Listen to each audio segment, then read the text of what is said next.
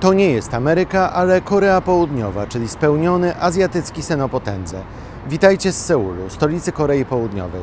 Chcę Wam dzisiaj opowiedzieć historię o tym, jak to się stało, że jeden z najbiedniejszych krajów świata tak bardzo się rozwinął i dzisiaj jest nie tylko turystyczną, ale i gospodarczą topową destynacją.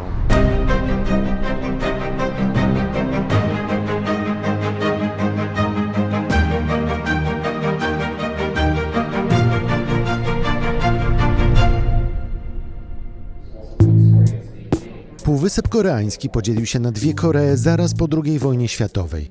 Wkrótce potem Korea Północna najechała na południe, aby odzyskać tutaj władzę. Wojna zakończyła się w 1953 roku, a jej przebieg można zobaczyć m.in. tutaj, w Muzeum Wojny w Seulu.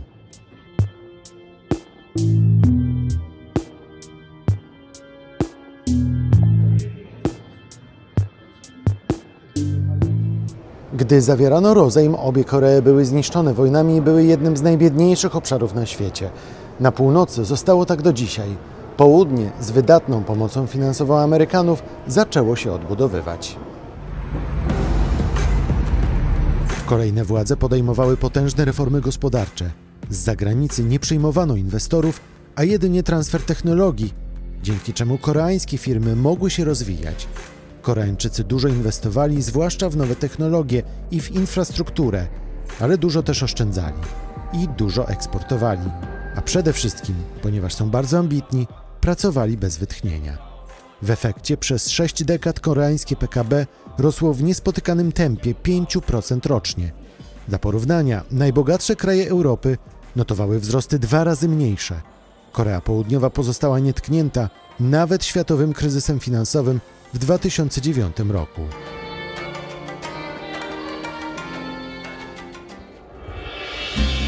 Ale Korea to nie tylko azjatycki tygrys.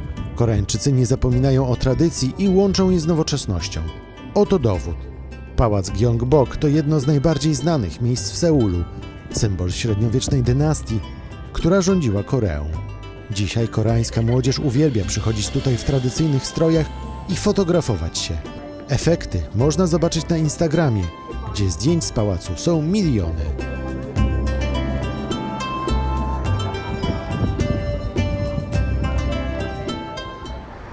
Sukces ma jednak swoją cenę i to potężną. Koreańczycy są przepracowani. Ludzie pracują średnio po 51 godzin w tygodniu, a coraz więcej osób, w tym także studentów, którzy równocześnie uczą się i pracują, cierpi na bezsenność. W Korei spada też dzietność. W 2020 roku po raz pierwszy od wielu lat umarło więcej osób niż się urodziło. I choć pandemia już się skończyła, to w 2020 roku wskaźnik dzietności wciąż był ujemny. Koreanki nie chcą rodzić dzieci, bo uważają, że macierzyństwo może przeszkodzić im w karierze zawodowej. Wiele par nie decyduje się na dziecko, bo uważa, że ich na to nie stać. Ceny wynajmu mieszkań w miastach są bardzo wysokie, a coraz droższe są też inne koszty życia, także edukacji. Władze zapowiedziały pomoc finansową dla rodziców, ale na razie jest jak jest.